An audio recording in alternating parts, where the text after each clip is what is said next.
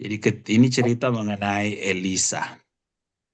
Elisa waktu ketika dia kembali ke Gilgal, ya, kebetulan di sana ada bencana kelaparan sedang melanda daerah itu. Satu hari beberapa anggota perkumpulan nabi sedang duduk untuk bersamanya. Ya, jadi kalau dalam kalau bahasa Inggris dia bilang son of prophets. Lalu kata Elisa kepada pelayannya, masaklah sup sepanci besar untuk nabi-nabi ini. Kemudian ini dalam bahasa Inggrisnya dia bilang, so one went out into the field. Kenapa saya bacakan dalam bahasa Inggris? Karena dalam bahasa Indonesia tidak terlalu kena apa yang dia buat.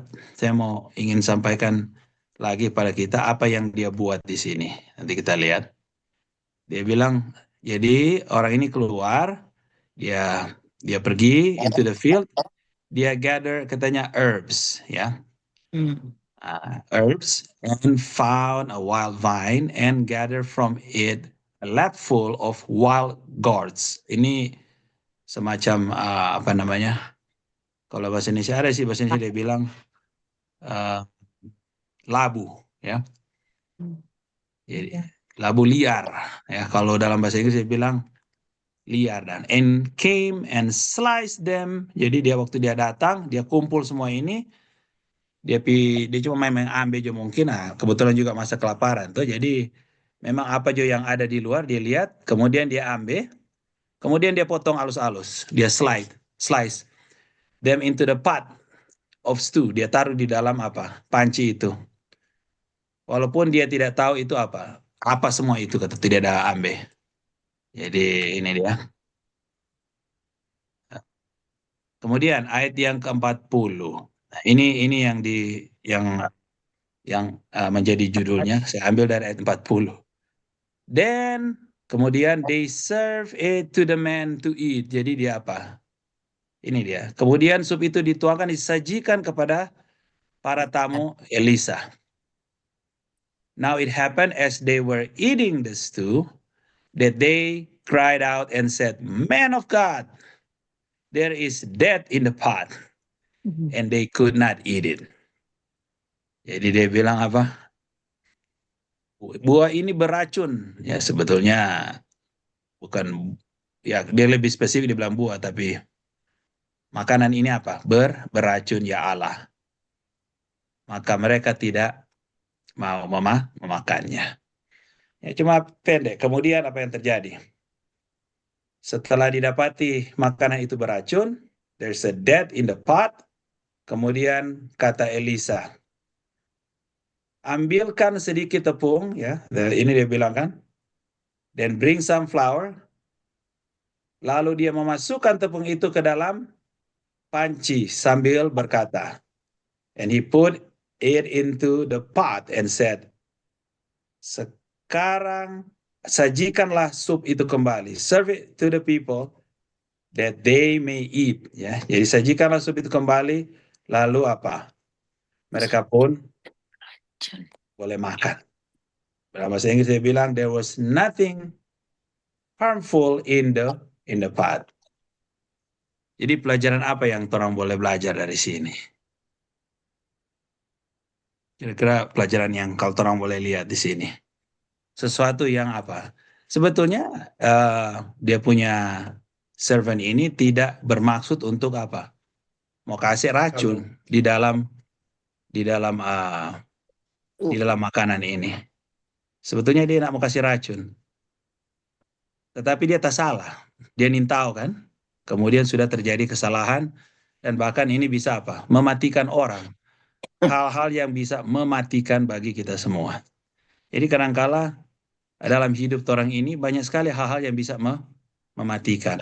Bukan cuma bisa mematikan, ada orang pun yang berjahat, memiliki kejahatan, niat jahat untuk mematikan orang punya kehidupan. Bukan cuma itu. Dalam berjemaat sekalipun, ada hal-hal yang bisa mematikan di dalam keluarga, dalam jemaat, ya toh? Iya.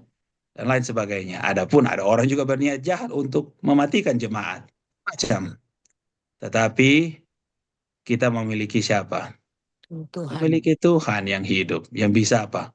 Merubah dari hal yang mematikan menjadi hal yang apa katanya? Dari yang mematikan menjadi hal yang, malah dia bilang, there was nothing harmful in the pot. Jadi sesuatu yang tidak akan mematikan kita. Dan bahkan dari hal yang manusia pun lihat itu apa? Mematikan, tidak akan mematikan. Kalau siapa yang campur tangan? Tuhan. Tuhan campur tangan. Jadi inilah pelajaran yang sangat penting. Ada pelajaran-pelajaran yang lain yang saya baca. Ini pelajaran termasuk baik lagi karena ada orang coba mau cari arti kenapa Elisa meminta tepung untuk ditaruh. Kenapa dia tidak bilang taruh yang lain? Kira-kira apa maksudnya? Coba kita lihat di sini dalam Alkitab. Ya, kalau Anda buka itu biasa pendeta Warren yang tahu semua ini. Jadi kalau Anda bisa buka uh, Bible Commentary, Anda bisa buka komentari-komentari Alkitab, dikatakan kalau bilang tepung, especially fine flour, often symbolizes purity. Nah, itu dia. Purity atau provision. Provision apa kata itu? Kayak provision ya. Purity kita sudah tahu toh, murni toh, kemurnian. Provision atau persediaan, perbekalan, bisa aja itu toh. Perlengkapan, bisa aja itu dia. Perbekalan, baru ada juga bisa diartikan syarat atau bekal atau ketetapan, ketentuan, macam-macam. Bisa juga dibilang makanan, ya macam-macam dia punya. Ada kalau Anda bisa baca banyak sekali. Dan juga bisa ada orang yang artikan itu supplying atau providing atau delivery, ya macam-macam. Dan dia bilang katakan symbolize purity, provision, and dedication to God. Wah, luar biasa ini. Anda bisa baca di sini, saya sudah tulis. Dia bilang frequently appearing in the context of offering and as basic element of sustenance, reflecting its essential role in daily life and worship. Kemudian ada juga dibilang ini dia punya breakdownnya. Anda bisa baca sendiri ya. Ini juga bisa dibilang represents God's provision and sustenance for His people. Ini juga bisa pengertiannya sebagai apa? Offering and sacrifices. Jadi macam-macam. Anda bisa baca juga di bawah ditulis fine flour being refined and free from impurity can symbolize spiritual purity and dedication. Flour juga, particularly fine flour, is a key ingredient in meal offering. Jadi menjadi kunci. Jadi memang pada dasarnya zaman-zaman di sana, waktu kami ke Israel, saya perhatikan itu makanan-makanan di sana itu rata-rata itu mesti ada apa? Tepung, roti dan lain sebagainya. Ada yang tanpa tepung pun mereka buat. Dan biasanya kalau orang ada kata tepung di sana itu orang yang berada, ya ada uang dan lain sebagainya karena symbolize dia punya apa? Impurity, ya dedication. Dia punya key ingredients bagi makanan. Baru kemudian dia bilang saya tidak bisa baca di bawah sini, tapi Anda bisa baca juga di paling bawah itu the meal offering with its fine flour can represent the offerer's desire to present there. Saya bisa tidak baca data Pele ini. But anyway, jadi itu artinya. Dan juga ada pelajaran yang lain yang kita bisa pelajari di sini, di mana dalam empat ayat ini Anda bisa lihat bahwa pelajaran yang kita bisa dapat bagaimana God's power to transform.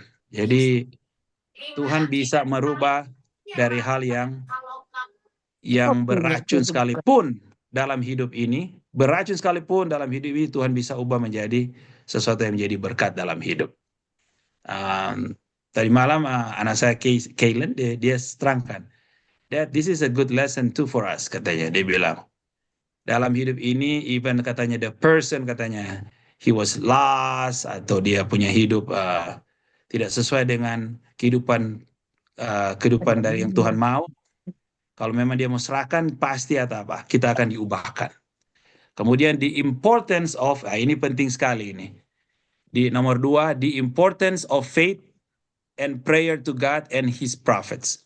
Ya, ini penting untuk apa? Kita memiliki iman dan apa? Doa kepada Tuhan dan kita percaya kepada apa? Hamba-hambanya. Jadi mungkin sekarang kita tidak lihat prophets, tapi di dalam jemaat kita memiliki, kalau Anda bisa lihat pendeta yang sering berdoa untuk kita harus percaya. Pasti Tuhan akan menjawabnya.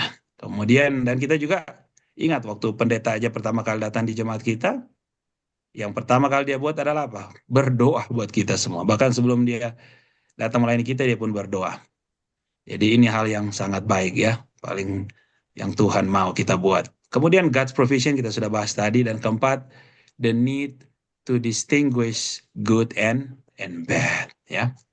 Dan yang terakhir, God's messenger is given power. Ini dalam sekali ini. God's messenger atau utusan Allah, boleh dibilang juga abdi Allah, is given power. Ya, jadi Tuhan kasih apa? Kuasa to release His power through prayer and His presence. Tuhan akan kasih kuasa kepada apa? Hamba Tuhan, kuasanya melalui apa? Kalau dia ikut berdoa dan juga keberadaannya, His presence. Bayangkan itu. Jadi jangan lupa, kalau Anda bisa lihat pimpinan-pimpinan yang sesuai dengan Tuhan. Ada juga pimpinan-pimpinan yang tidak sesuai dengan Tuhan. Ya, Anda bisa nilai dengan banyak berdoa lah. Anda bisa nilai. Jadi dengan cara itu, Anda bisa lihat kuasanya akan apa? Berlipat ke Anda. Malahan Tuhan punya kuasa diizinkan untuk dia gunakan demi untuk kemuliaan nama Tuhan. Ini dalam sekali ini nomor 5 ini. Kemudian Anda bisa lihat kalau modern application ya, untuk zaman sekarang atau kita punya apa ini, next generation atau apalah itu kita punya generation sekarang, mereka bisa ambil aplikasinya seperti ini. God can transform even the most difficult or dangerous situation into something good and beneficial, especially when we turn to Him in faith. Another thing lagi yang kita mesti pelajari, mungkin ini saya akan saya akan stop sharing. Mungkin ini yang kita bisa pelajari. Ada hal yang sering disebut di dalam ayat ini, dalam pelajaran ini, sustainer, ya toh. Dia bisa merubah, mengalihkan, menggantikan. Itu pelajaran yang sering kita baca di situ. He will provide. Kira-kira ini represent siapa sebenarnya yang paling cocok? Karena boleh pikirkan. Ini represent di mana Yesus sendiri yang bisa menjadi apa? Pengganti dari kita punya kekotoran dan penuh keracunan dalam hidup. Dan buktinya itu ada di kayu salib. Di kayu salib Tuhan membuktikan dia ganti kita punya apa? Kita punya kekotoran dalam hidup, yaitu dosa. Jadi kita memiliki Tuhan yang bukan sanggup tapi dapat. Kalau dalam bahasa Indonesia pakai kata sanggup, tapi dalam bahasa Inggris dia bilang able. Ya, God is able. Beda sekali itu. Tuhan bukan cuma sanggup, dia betul-betul dia nyatakan dan dia buktikan dalam hidupnya. Dia menggantikan kehidupan kita yang kotor sekalipun. Dan jangan lupa, walaupun ada niat-niat jahat dari kuasa kegelapan, Tuhan bukan sanggup, tapi dia able untuk apa? Menanggulanginya. Ya, bahkan yang saya ngeri justru kalau ada hal yang seperti itu bisa menjadi laknat bagi orang-orang yang ingin mengganggu dalam kehidupan kita. Dari semua dosa, ya, dosa yang bisa membawakan kita hancur. Tapi dengan Yesus kita akan di-sustain, kita akan diubahkan, ya, provision. Jadi mungkin itu pelajaran yang boleh kita renungkan pada malam ini. Kiranya dengan kuasa Roh Suci ini bisa membawa kekuatan iman bagi kita semua. Terima kasih.